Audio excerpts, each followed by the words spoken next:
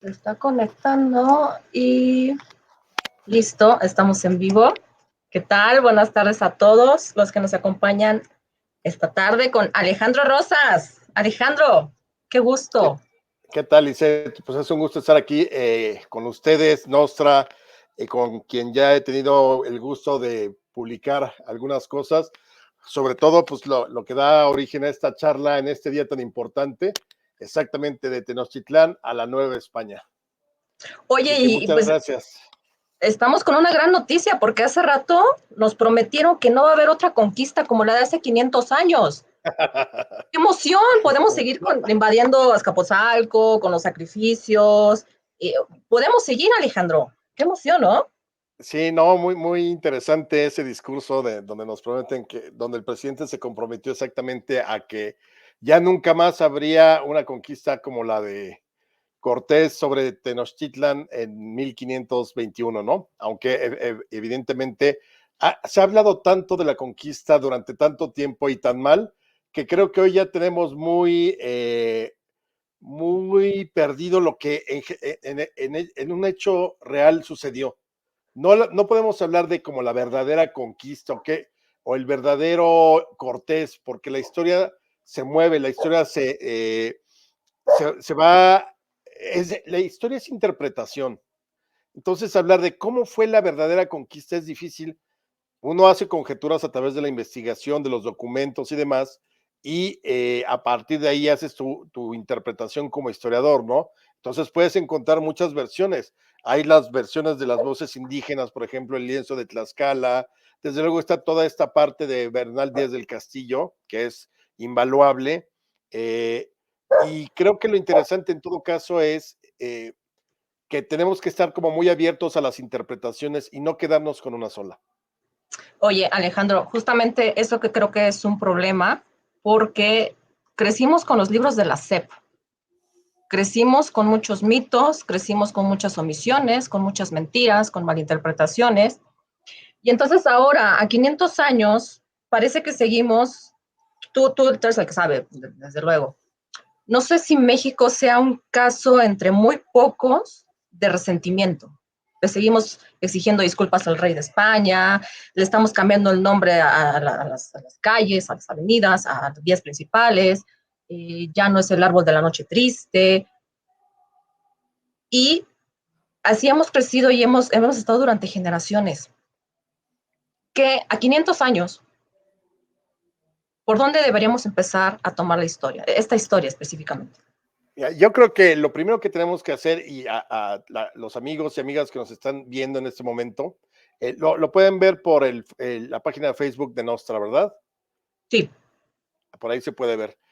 Bueno, aquí nos están escuchando. Yo creo que lo primero que tenemos que ya dejar de hacer es tener prejuicios. Es decir, somos demasiado prejuiciosos cuando nos acercamos a la historia. Y este tipo de cosas realmente es 500 años, ya pasaron 20 generaciones y nos sigue lastimando y lo ves en la discusión. Obviamente redes sociales, está muy polarizado aquí el país hoy en día en redes sociales y demás, pero parece que mi papá hubiera peleado como tlaxcalteca o hubiera sido mexica y entonces nos indigna, nos lacera, la herida está abierta y yo creo que ya es un hecho que tenemos que dejar atrás. Que le cambien el nombre a una calle, que le cambien a la plaza a un árbol, eso no va a cambiar la historia. Entonces yo aquí lo que pienso es, nosotros deberíamos de tener dos opciones, o sea, o escuchar lo que es esta politización de la historia, que es lo que hace el gobierno finalmente va politizando la historia, la utiliza a su conveniencia, eso es la historia oficial, le mete ideología, que si los indígenas, que si no, pero eso no es el conocimiento de la historia uno la puede conocer en los trabajos de los investigadores, de los historiadores, de la academia y demás. Entonces, por un lado tenemos los hechos históricos y otra cosa es el uso político de la historia. Todo ese discurso que si el gran Teocalli del Zócalo hoy en día, que si hay el discurso hoy del presidente de 500 años de resistencia, eso no es historia, eso es ya de cómo le das la vuelta a la historia para que cuaje con tu discurso político.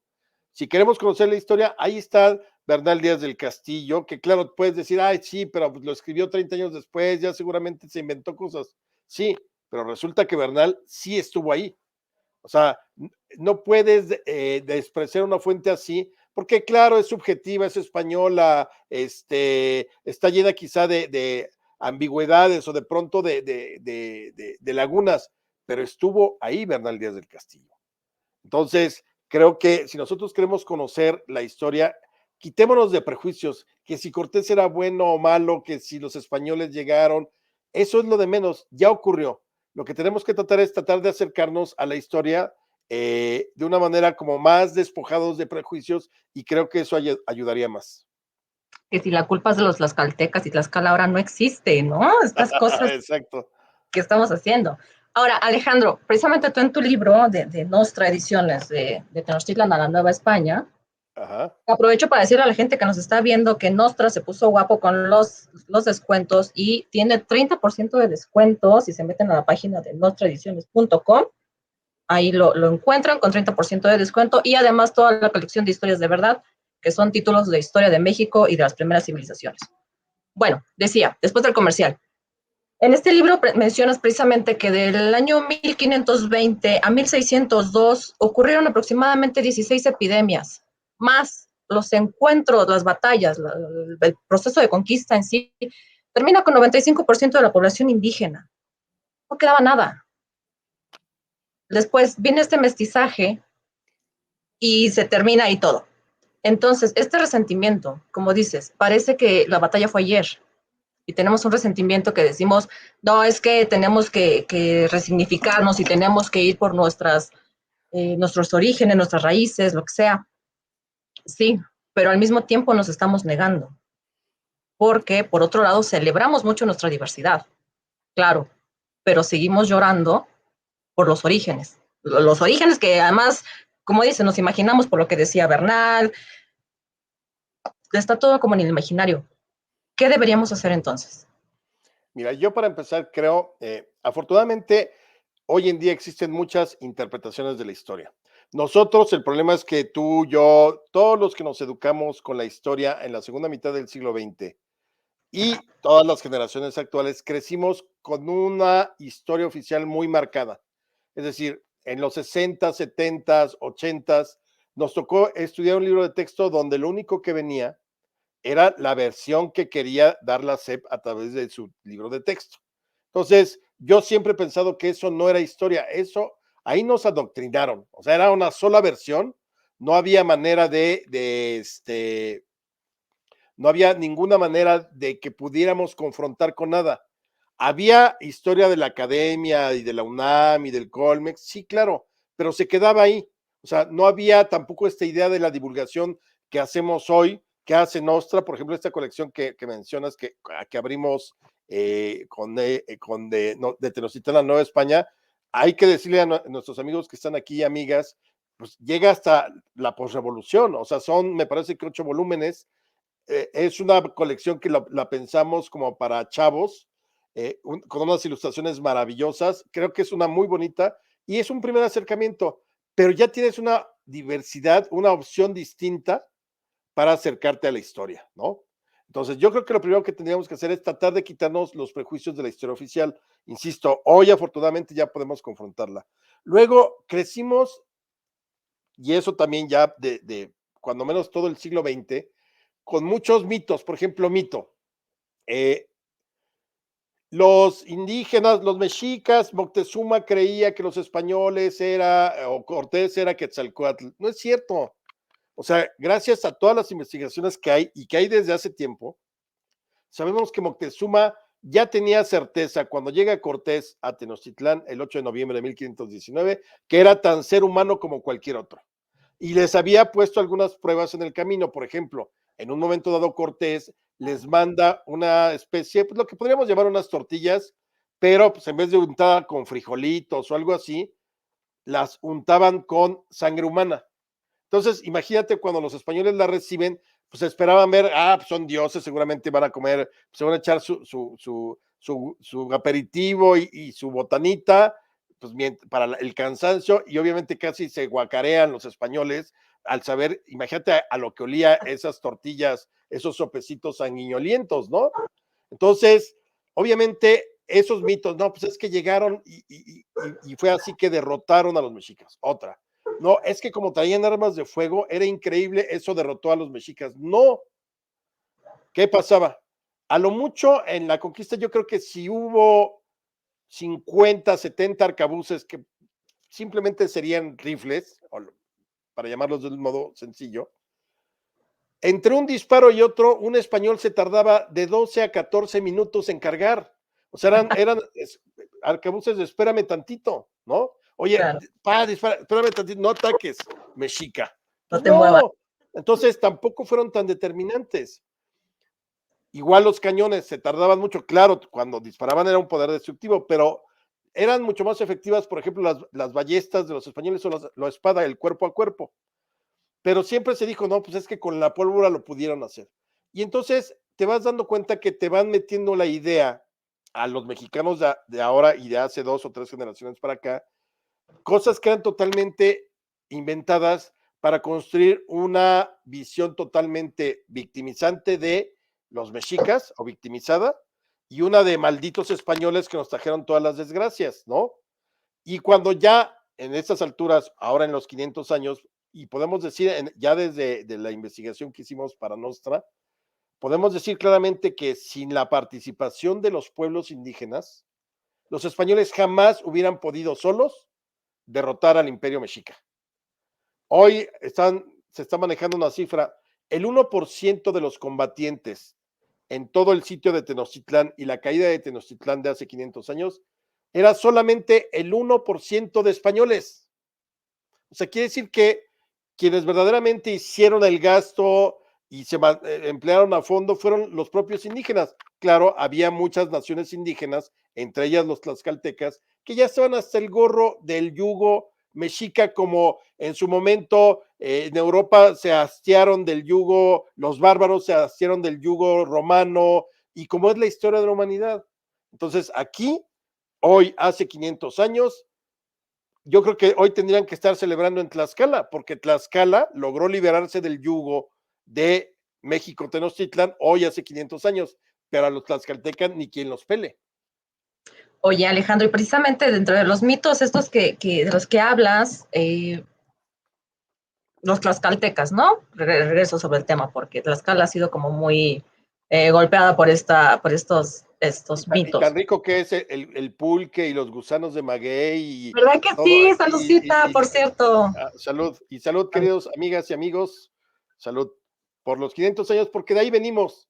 Por O sea, no, Tenochtitlán. no, no es de que unos ganaron y otros perdieron, finalmente son procesos históricos y de ahí, para bien y para mal, de ese momento empieza todo el proceso que nos trae hasta este 13 de agosto, pero del 2021. Sí, El Lizeth, viernes 13. además viernes 13. ¿Qué cosa? Bueno, te iba a preguntar, aquí encontramos precisamente en menos de 100 páginas la historia de este evento, pero me llama mucho la atención la imagen de Moctezuma, ¿no? Moctezuma, el emperador al que no podían ver a los ojos, Moctezuma, al que tenían que llevar cargando, Moctezuma, al que era un tirano, ¿no? Y entonces a partir de ahí, de esta reivindicación, digamos, digo tiranía que no se puede aplicar precisamente a los pueblos mesoamericanos, como concepto como Exactamente. tal.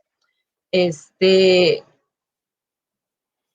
ahí entendemos entonces claramente por qué todos los pueblos aledaños estaban hasta el gorro y por supuesto que se iban a unir a unos españoles que venían a caballo, que venían con armaduras, que hacían sus bergantines, ¿no? 13 bergantines para un 13 de agosto.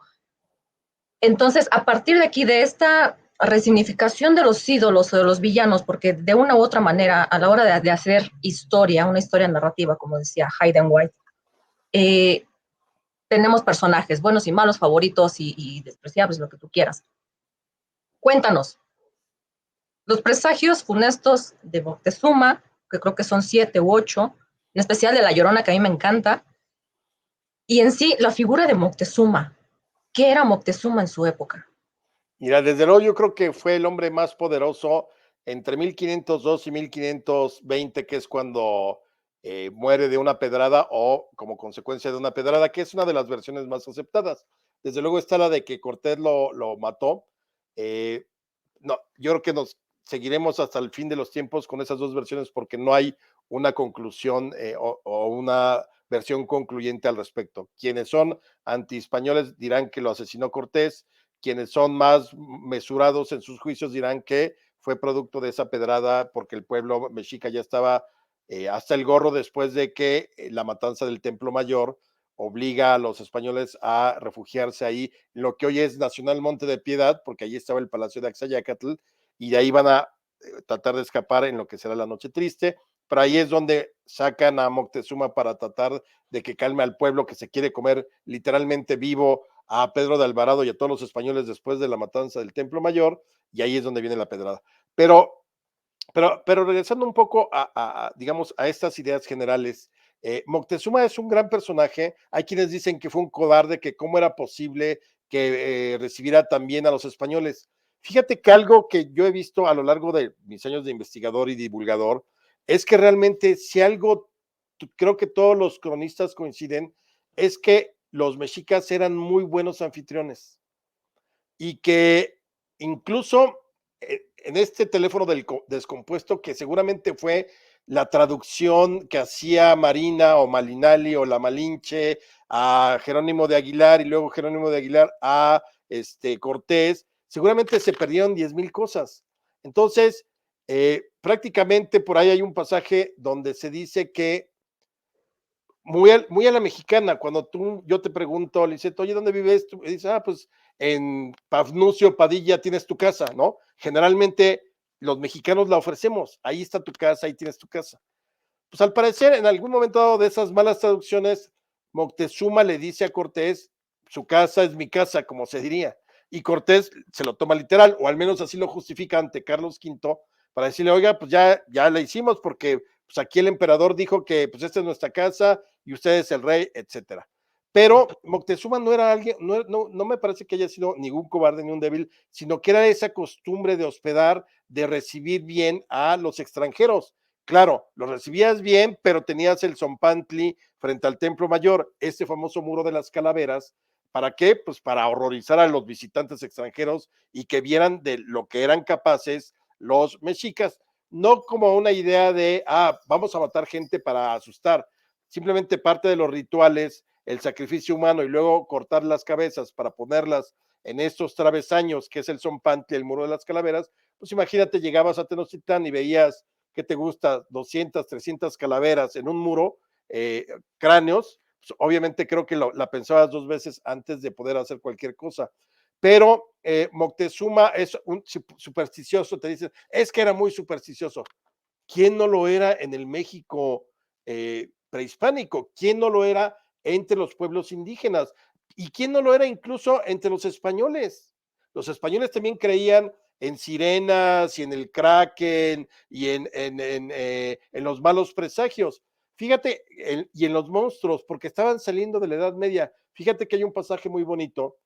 Cuando Cortés ya empieza su expedición más o menos en noviembre de 1518, que lo va a traer hasta México Tenochtitlán, un año antes, el gobernador Diego Velázquez le da una serie de instrucciones, como se llamaba, a lo que tenía que seguir al pie de la letra Cortés en la expedición. O sea, Diego Velázquez le dice, a ver, tú Cortés, te vas a ir costeando por toda esa tierra, toda esa tierra sería la península de Yucatán, luego baja por el Golfo de México, todo eso tenía que hacer Cortés. No puedes bajarte a fundar nada, no puedes hacer la guerra con los indígenas, no puedes intercambiar cosas de valor, a menos de que sea de un valor similar, es decir, no les veas la cara. Y ahí están las instrucciones perfectamente definidas. Las dos últimas instrucciones son una chulada para que veas en qué pensaba todavía gente ya política, bien avecindada en Cuba. Las dos últimas instrucciones son: ve si ahí viven las amazonas. Imagínate. Entonces, pues Cortés iba a ver si estaban las amazonas aquí. Y el segundo era que buscara unos seres monstruosos con unas cabezas gigantes y orejas gigantes. O sea, pensaban en que si era posible encontrar en estas tierras quizá esas figuras míticas o estas estos monstruos míticos que no tenían que ver con dioses, simplemente se hablaba de esas supersticiones. Bueno, Moctezuma era supersticioso porque el pueblo mexica era supersticioso. Quizá si pensamos la superstición hoy en día a la luz de las religiones, diríamos, ay, no inventes, creían que si cuando el tecolote canta el indio muere, pues sí creían en eso, pero era parte de su visión religiosa. Entonces, no podemos tampoco checarla. Es que como era supersticioso, creyó los presagios, que bien mencionabas, entre los presagios, y para nuestro público, quienes no sepan acerca de esto, se supone, bueno, más bien, sabemos que Moctezuma, unos años antes, no se sabe a ciencia cierta cuánto tiempo, tiene una serie de visiones, sueños, encuentros que se conocen como los presagios funestos, porque todos hablaban de situaciones muy particulares, pero muy extrañas, y que anunciaban quizá una nueva era. ¿Cuáles fueron algunos de estos presagios? Bueno, uno de ellos es que de pronto, por ejemplo, se incendió un templo sin que mediara un fogón o que hubiera caído un rayo. Otra es que de pronto habían agarrado un ave muy extraña en el lago de Texcoco que tenía una especie de espejo en la frente y ahí se había visto Moctezuma una especie de templos flotantes que no eran otra cosa que las embarcaciones españolas. Otra más que de pronto subieron 1 o 2 grados de temperatura y que como que hervían las aguas del lago, ese tipo de cosas. Otra que de pronto un rayo cruzaba el firmamento de Tenochtitlán, el cielo, pero sin trueno. Otra más, se dice que pudo haber sido quizá un cometa, el Halley, el que vio Moctezuma pasar también, que se veía a simple vista. Y todo eso lo atribuyeron a que eran los presagios funestos porque él pensaba que eso era mal agüero. Uno de ellos, tú empezaste por ese, que a mí también me gusta mucho, es esta mujer que recorría en las noches. Nadie sabía a ciencia cierta si físicamente existía o no, pero era la típica mujer que iba gritando, ay, ¿qué será de mis hijos? ¿Qué futuro vendrá para ellos? ¿No? Nosotros la conocemos como, ay, mis hijos, que además es una historia maravillosa porque ha trascendido hasta estos días y en el libro que tuve el gusto de escribir con mi querido Julio Patán, Pandemia Bizarra, ahí contamos, fíjate, hasta dónde ha trascendido La Llorona. Un presidente municipal, me parece que en Nayarit, alguno de los estados del norte de la República, grabó el grito de La Llorona y en las noches, para evitar que los chavos salieran, iba por el pueblo en altavoz, ¡ay, mis hijos! ¡Ay, mis hijos! Fíjate, pero es padrísimo porque entonces vas combinando todas esas historias que las traemos desde la época prehispánica. Luego ya hubo una Llorona hispánica, que es la de la mujer, que representa también toda esta contradicción de la conquista. Una mujer que se enamora de un caballero español, el español pues se la pasa muy bien con ella, tiene 4 hijos, y luego resulta que el español se regresa a España a casarse con una dama de sociedad y deja abandonada a esta mujer, y ella dolida, además enojada, mata a sus hijos y se mata a ella, y entonces por eso tenemos a la Llorona de las calles, que todavía se dice que recorre las calles, no solamente en la Ciudad de México, porque hay lloronas, en el buen sentido del término, en todos los estados de la República. Sí, justo. Y sabes qué, ahorita me quedé con la idea que decías de precisamente las cosas fantasiosas, ¿no? Todos los exploradores españoles que llegaron con Hernán, pues vendían como de una tradición de época de caballerías, ¿no? En la que querían descubrir, en la que querían aventuras y demás, ¿no? Pero además el choque de los mundos naturalmente también fue muy impactante para ellos, para los españoles, ¿no? Claro. Animales que no conocían, especies de plantas que no conocían. Entonces, todo esto creo que fue haciendo parte del imaginario y de cosas que ahora nos parecen extraordinarias, fantásticas, y que también enriquecieron mucho la tradición oral, ¿no? Que no había otra manera de comunicar, bueno, la Absolutamente. escrita. Mira, yo creo que lo que no se le puede negar a esos españoles, primero Cortés llega con 900 españoles, terminará teniendo para 1521, para el 13 de agosto, más o menos 1500, o sea, no más que eso. Por eso te digo que era impensable que un imperio que era guerrero, que era duro para combatir, que era feroz, hubiera podido caer con 1500 españoles, perdón lo que voy a decir, ni en tachas, ¿no? O sea, no hay manera de que eso hubiera ocurrido jamás. Pero lo interesante es que claro que tenían valentía. Yo creo que Cortés es un personaje muy valiente y sus hombres, muchos de ellos no tantos. Por eso, Cortés, cuando decide ya entrar de Veracruz e ir a donde dicen que habita el Güey Tlatoani y Moctezuma y la capital del imperio y todo eso, decide quemar las naves. Ojo aquí, queridas amigas y amigos. Eso es un mito. Cortés jamás quemó las naves. Simplemente las hundió porque, a ver, no era tonto. Entonces, ¿por qué se decía que las había quemado, pero sabemos que las hundió? Porque no quería que nadie se rajara. Entonces, él decía, a ver, vamos a ir hasta el centro a ver a Huichilobos, a Huichilopostli, a ver quién es, y a Moctezuma y todo eso, y nadie se raja, porque pues, se podían haber regresado a Cuba todos. Pues, imagínate, estás en una tierra inhóspita, no sabes que hay una gran ciudad, no sabes lo que te vas a encontrar de Veracruz. Sí, hoy no te lo sabes. O sea, hoy no te echas la carretera México-Veracruz en coche en la noche, porque yo creo que es más, te da más terror que el camino que recorrió Cortés sin saber si había monstruos o no. No, hoy es más peligroso. Lo de menos Pero que te salga un monstruo. no, exactamente, como siempre hay que temerle más a los vivos que a los muertos o a los fantasmas y todo. Pero en ese momento, desde luego, pues obviamente muchos de sus hombres, a pesar de las promesas de oro y todo eso, pues no sabían cómo les iba a ir. Y para evitar que se rajaran, entonces le pide a 2 o 3 de sus incondicionales que hundan los barcos que tenía ahí en Veracruz Cortés. Y hunden todos, salvo uno, pero además es muy inteligente Cortés, le dice a sus hombres, los hundes, pero mira, te quedas con las velas, con los timones, con las anclas, con los clavos y los tablones principales. Y Útiles, claro. curiosamente le sirvieron 2 años después, ¿para qué? Para armar los 13 bergantines.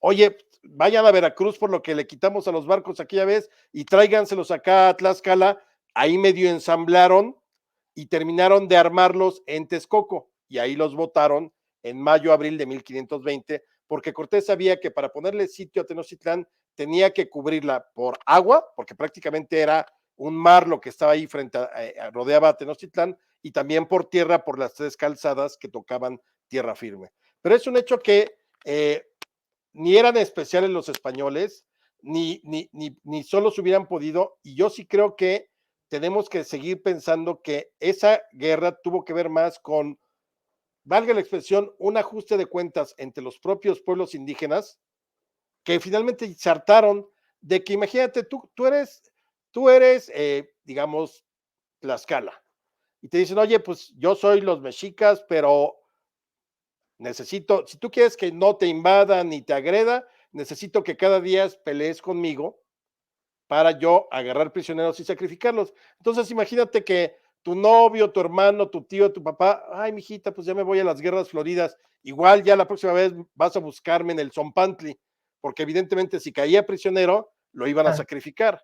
Entonces, no solamente era la gente que daban para los sacrificios, sino que las mantas, que las cuentas, que el cacao, pues como todos los imperios en la historia de la humanidad, pues eran unos abusivos, eran unos gandallas en el más amplio sentido del término, como son los imperios. Los romanos fueron unos gandallas con toda Europa, los egipcios fueron gandallas con los judíos hasta que se liberan, y así podríamos ir recorriendo toda la historia de la humanidad. Bueno, los mexicas fueron unos gandallas como buen imperio, es lógico que se comportaran así, pidiendo tributos, exigiendo prebendas, que trabajaran y que explotaran. Entonces, no hay aquí de buenos y malos, es que llegaron los españoles y explotaron. Los propios mexicas explotaban a la gente, a los pueblos vecinos.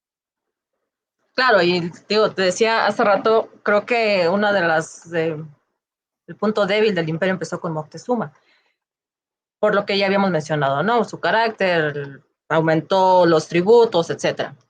Ahora, llama mucho la atención que precisamente Cortés, una vez que cae rendida el imperio, decide fundar ahí la Nueva España.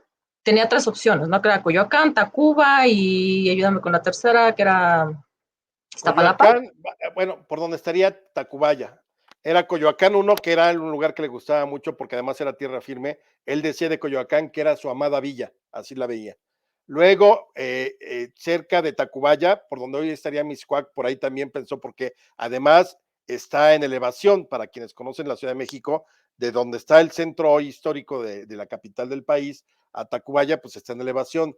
y la otra me parece, no me acuerdo si, por ejemplo, en Iztapalapa, no la Iztapalapa que conocemos hoy, sino esta ciudad imperial importante hacia el suroriente de la Ciudad de México, y decide efectivamente en una isla. ¿Por qué? Porque eso sí hay que reconocerlo.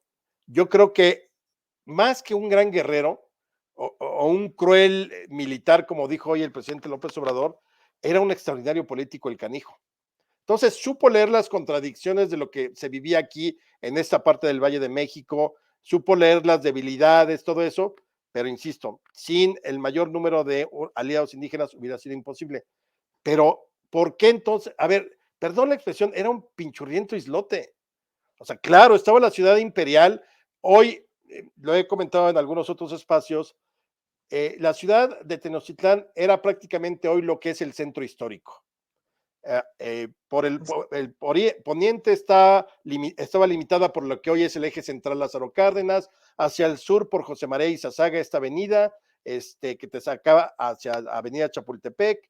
Por el oriente está Anillo de Circunvalación, o que son 2 o 3 cuadras hacia atrás de la Merced, que era donde llegaba la ribera del lago, y hacia el norte creo que República de Colombia, un poco atrás del convento o del templo de Santo Domingo. O sea, no era nada. Y sin embargo tenía todo el simbolismo habido y por haber, el gran Teocal y los 2 templos de Tlaloc y Huitzilopochtli que hoy pueden ver en la maqueta que está en el Zócalo. Así era el templo mayor, digo, no de ese tamaño, era mucho más grande, pero era el centro del universo y el ombligo del mundo. Entonces Cortés, yo creo que pensó, si yo dejo la isla, se va a convertir en un bastión de resistencia.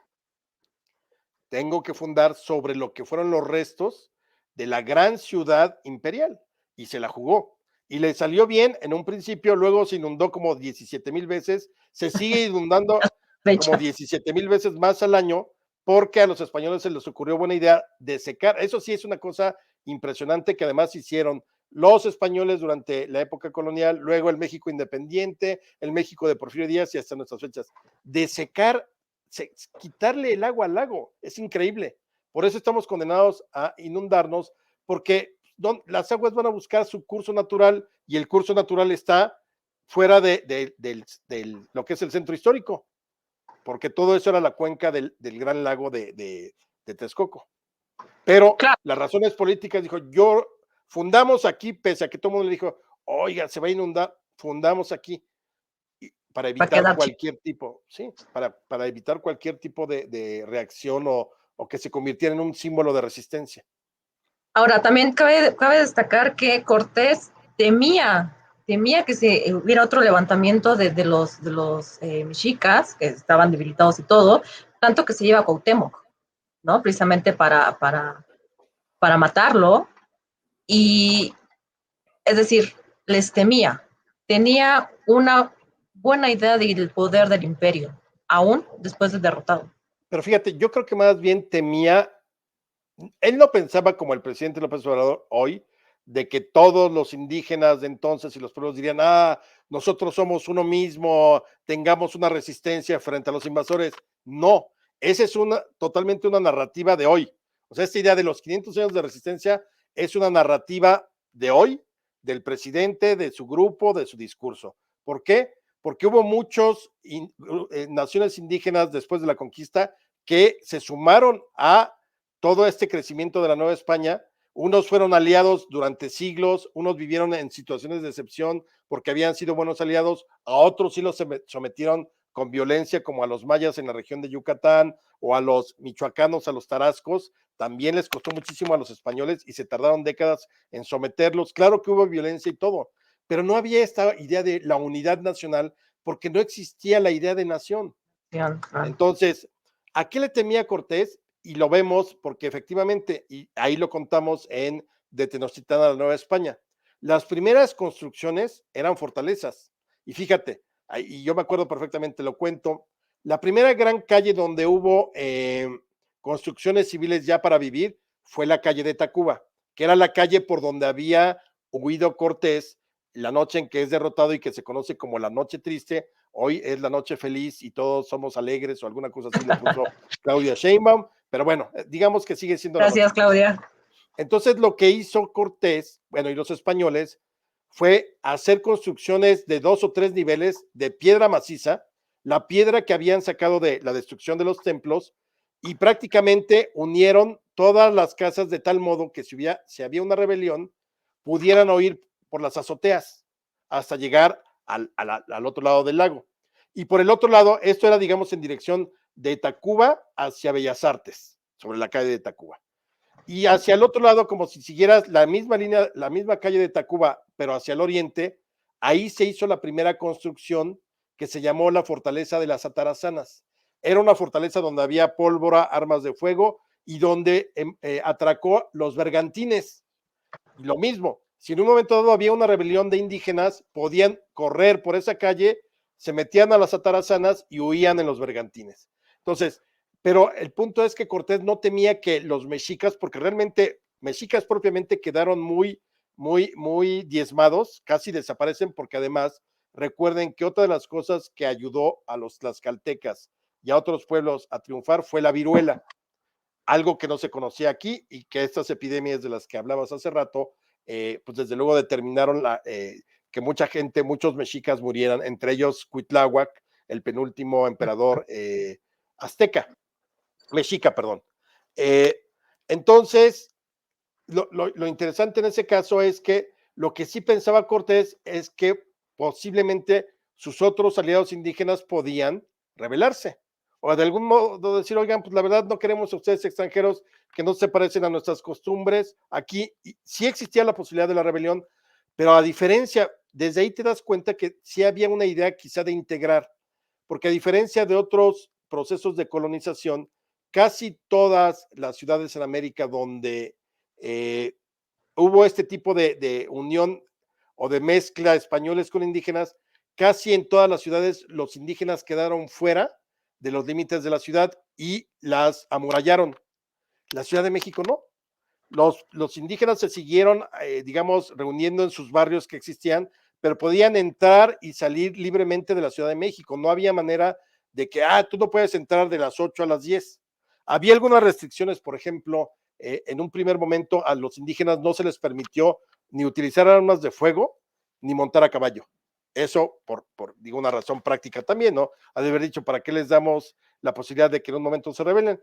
Pero conforme se fue amalgamando y mezclando todo, pues empezó una especie de normalidad donde convivieron indígenas con españoles, sí, hubo grados de explotación con las encomiendas y demás, llegaría luego las órdenes monásticas, todo eso lo vamos contando de una manera muy sencilla, simple, pero divertida no divertida, más bien entretenida de Tenochtitlán a la Nueva España, porque vamos viendo todo el proceso.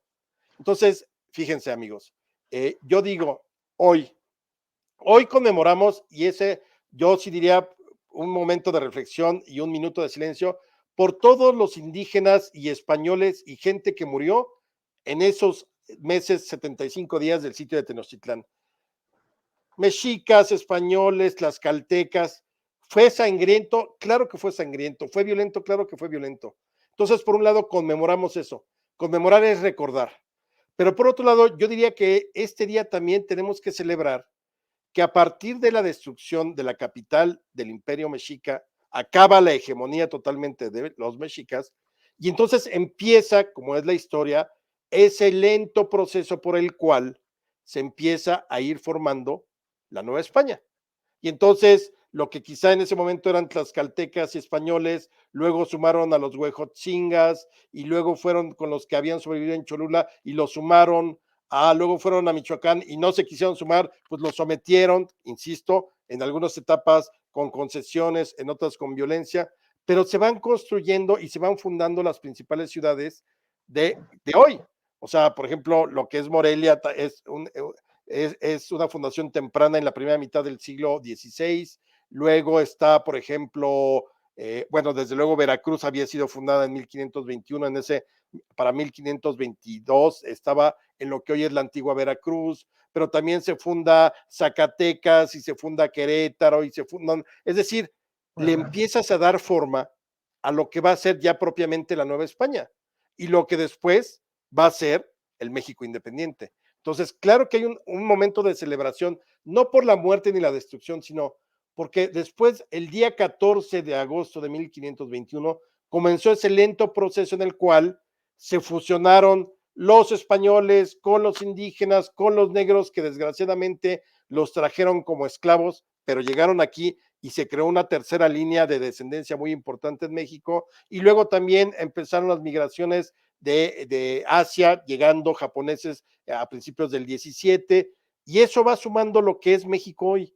Por eso yo sí creo que no solamente es conmemorar con tristeza la muerte de tanta gente en esa guerra, en esa toma de Tenochtitlán, sino también que de ahí venimos, y si nosotros insistimos en negar alguna de las ramas que nos conforman, estamos fritos. Hoy solo el 10% de la población es indígena. El otro 90% somos nosotros, que el propio presidente López Obrador habla, sí, llevamos 500 años resistiendo. Perdón, su abuelo es español. O sea, no tiene, él, no, yo creo que de indígena no tiene un pelo. Claro. Eso define, no, eso es discurso político.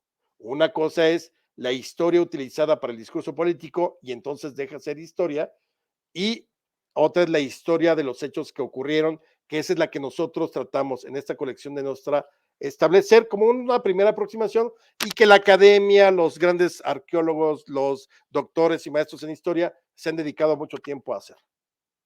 Súper bien, Alejandro. Y ya para cerrar, acaba tu libro precisamente, como título lo dice, con la Nueva España, con los vestigios que todavía alcanzamos a ver, ¿no? En esta ciudad de los palacios.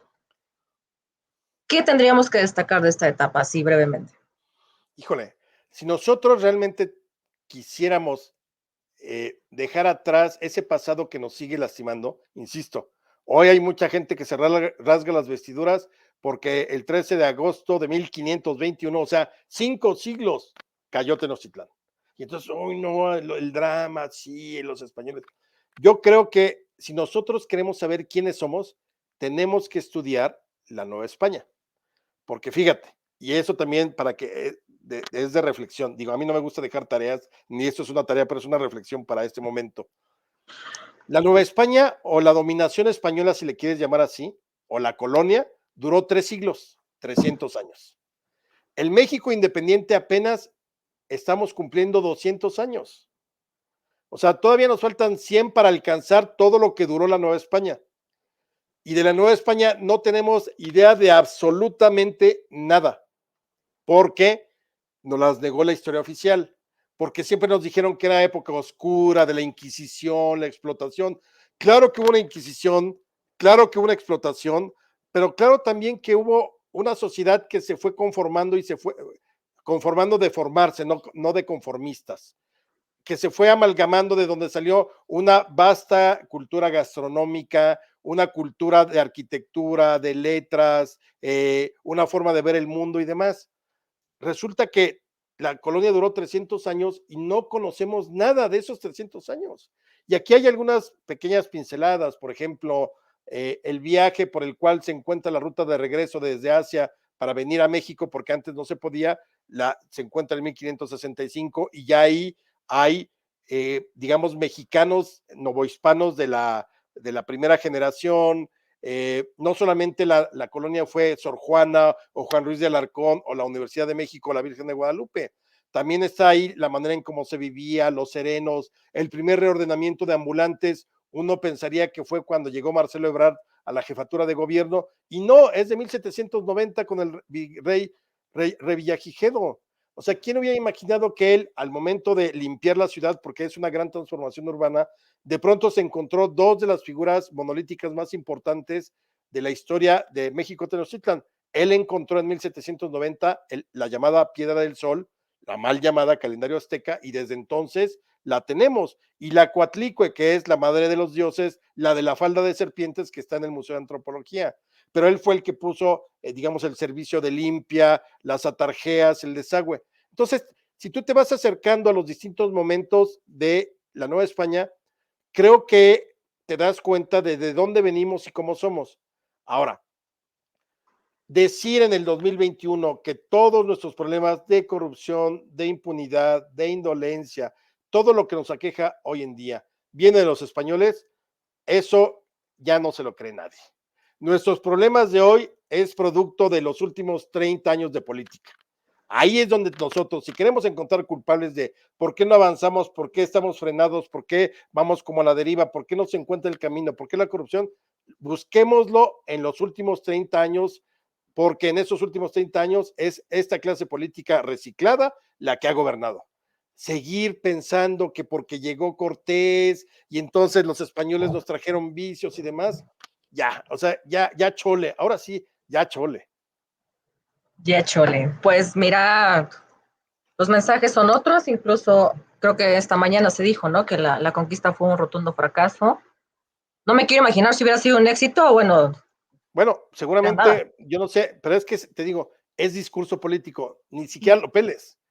O sea, para los españoles fue un éxito la conquista en todo caso, porque nosotros los mantuvimos, su época de oro, las letras de oro del siglo español, del siglo de oro español, es gracias a que de aquí sacaban la plata, el oro y muchos otros productos y pudieron echar la flojera deliciosamente un siglo.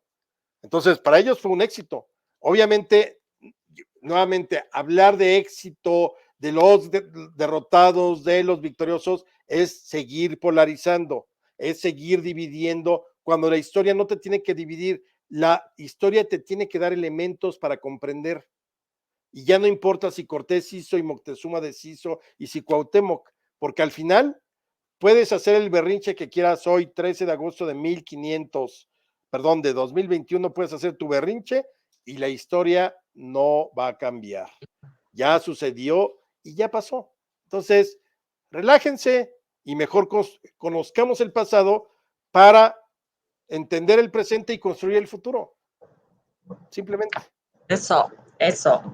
Muy bien, Alejandro, pues de Tenochtitlan a la Nueva España, una edición para niños, una edición súper ligera, nada de memorizar fechas, nombres, lugares, una historia contada, súper recomendable para los niños. Acuérdense que está de oferta en la página de Nostra, junto con toda la colección de historias de verdad.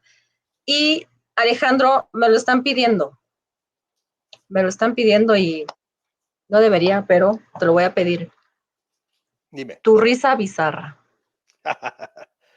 Bueno, es que ahí en nuestro programa de Buenos Días en Radio Centro, en el cual estoy cotidianamente de lunes a viernes de las 6 de la mañana a las 10 de la mañana con un gran equipo, digamos, liderado por Manelik, está Delita, está Mario Méndez Acosta, está Dora Díaz. Siempre que alguien hace mención de que acaba de comprar o adquirió Pandemia Bizarra, entonces, yo compré Pandemia Bizarra y yo lo que hago es, ¡ah! Es la risa que acompaña a cada una de las personas que nos avisa que compró Pandemia Bizarra. Esa es mi risa Genial. macabra. ¡Ah! Súper bien, súper bien. Ahora, Como ves, no me la paso bien. me llegó un chismecito de que tienes otro proyecto con Ostra, así que esperamos tenerte pronto Y por acá. próximamente, ya, me tardé, rompí todos los plazos que me dieron, pero finalmente está entregado y yo creo que les va a gustar mucho y yo creo que tendremos que hacer otra charla de estas para platicar de ese proyecto. Está padrísimo y tiene que ver desde luego con este año, con el 2021 y los 500 años. Pues mira, te vas a tener que inventar otra risa para ese libro, ¿eh? Bueno, la inventamos. Alejandro, una última, algún último comentario que tengas. No, pues yo los invito a que hagamos, yo, y lo he dicho desde hace mucho tiempo, hagamos una striptease. Si quieren de ropa, ese es asunto de ustedes. El striptease que yo les propongo es de prejuicios. Acerquémonos a la historia sin cortarnos las venas, porque insisto, la historia ya pasó. Acerquémonos, tratemos de entender el momento del acontecimiento histórico, porque insisto, si pensamos la historia a la luz de los valores del 2021, todos salen reprobados. Juárez, Madero, Carranza, Zapata, Cuauhtémoc, todos, porque las circunstancias y el contexto eran totalmente distintos. Entonces, la historia, entendámosla en el momento en el que se desarrolló el episodio que nos guste, la conquista, la independencia, la revolución, la reforma, pero no lo saquemos de ahí, no lo saquemos para el siglo XXI. Pero sobre todo, dejen los prejuicios a un lado. Lean de Cortés o lean de Maximiliano o de Santana, pero de Villa y de Zapata, sin prejuicios. Y yo creo que le van a dar otro enfoque a su propio conocimiento de la historia. Y ojo, La historia, no hay una verdad en la historia, son interpretaciones. Quien les venda, ese es el verdadero Cortés o el verdadero Villa, o está mintiendo, porque la historia es interpretación, no es una ciencia exacta. Eso. Y pues vamos todos a ver la maqueta al Zócalo, Alejandro. También vaya, claro, y la iluminación que quedó bien bonita, yo creo que quedó preciosa para otro tipo de conmemoración, no para la que debía ser del 13 de agosto, pero bueno, eso es lo que hay, vayan, disfruten, pero si van, por favor, cubrebocas, porque sí está muy jodido el asunto en estos días, tengan precaución, quizá vayan en coche y denle la vuelta al Zócalo nada más para ver la iluminación, no se bajen, más bien seamos sensatos y prudentes, como dirían. Eso. Y pues a 500 años, aquí se acaba esta plática. Alejandro Rosas, muchas gracias. A nuestras ediciones también por el espacio. Compren su libro de Tenochtitlan a la Nueva España. Acuérdense que tiene descuento 30%. Solo por... Hasta la medianoche de, 11:59 de este día. Así que todavía hay tiempito para comprarlo y toda la colección de historias de verdad que valen mucho la pena. Las ilustraciones, la historia. Es un buen momento Está muy padre. Sí. es un buen momento para replantearnos algunos conceptos, algunos personajes y algunos eventos. Alejandro, gente, muchas gracias. Nos vemos hasta la próxima y esperamos noticias tuyas ya con ese libro de Nostra. Yo les agradezco mucho, Lisette. Ha sido un gusto estar platicando contigo esta tarde en una fecha tan importante como estos 500 años. Muchas gracias. Un saludo para todos. Besos. Beso.